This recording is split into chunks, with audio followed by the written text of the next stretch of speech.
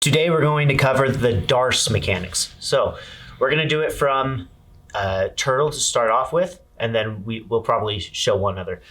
So Professor Zio is going to go to turtle. We're also no-gi, so it's easier to see what the arms are doing. Okay, so everyone mixes this up when they're new. There's two front headlock chokes that are very similar. It's the anaconda and the darce. So we'll cover the anaconda in another video. It'll be linked at the end of this one. But anaconda, you enter in your choking arm, your strangling arm, the one that's going deep, enters here. Okay, so that's anaconda. We're doing the darce.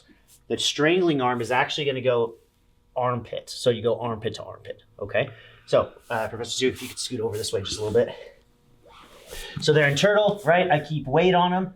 I'm going to take this hand, and I'm going to go in like this. Okay, so armpit to armpit, I create a seatbelt with my strangling arm, and I want thumb up on his far neck.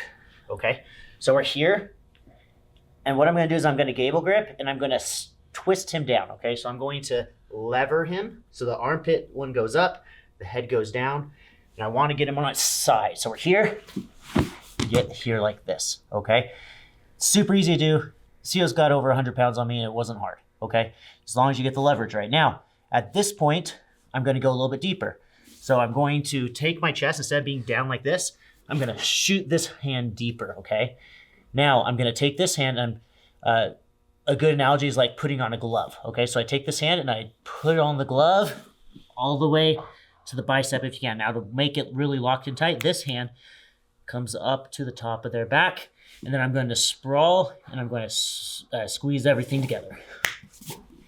Okay, if you're using your chest to push their tricep and their shoulder into this artery, and the bottom artery is getting blocked off by your forearm, the bony part of the forearm. That's why we make a big deal of that thumb up.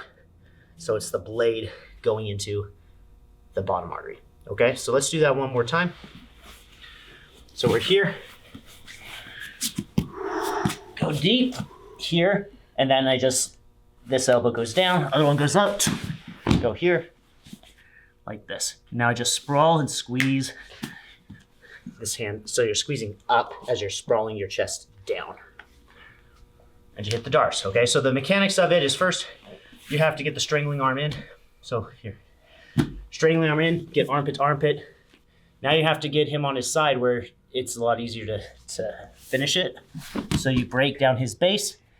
Then the third part of the mechanic is you have to finish the lock, okay? Finishing a darce like this is hard. Now, a lot of people do a short one. If they're too big for your arm length, you can do it here instead of on the bicep. You can do it on the forearm. There's others where you can finish it here and do a short one.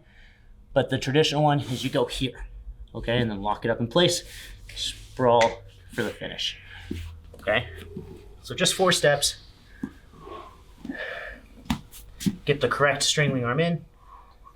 Get rid of their defensive base. Lock up the lock, and then create the finishing pressure. Okay, so that's the basic darce from turtle. Let's actually do one more. So he's going to be side control bottom. Now for side control bottom, you don't want to be flat back typically because you don't want all their weight on you. Okay, so you want to be on your edge and facing them. You don't want to expose your back and go the wrong way. You want to get on your edge facing them.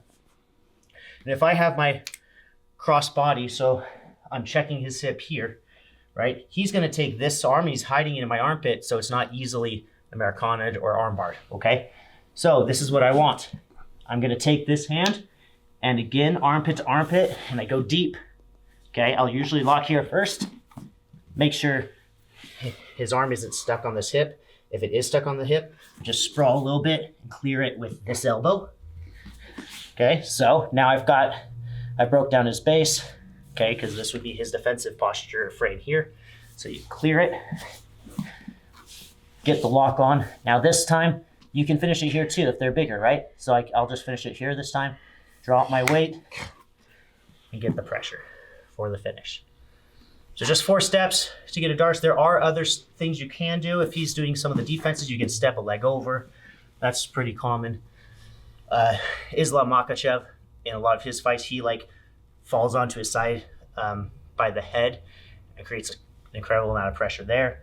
There's tons of variations, but do those 4 steps and you'll start hitting some darces and have a lot more fun hitting more chokes in open mat. So there's the darce mechanics. Go have fun with it, guys.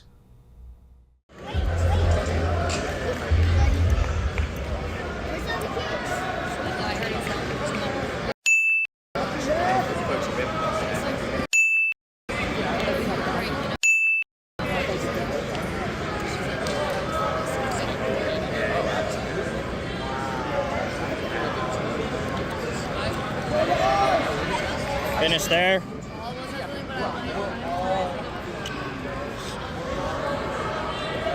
Including the children that are going out there fucking back to back. What are you talking about?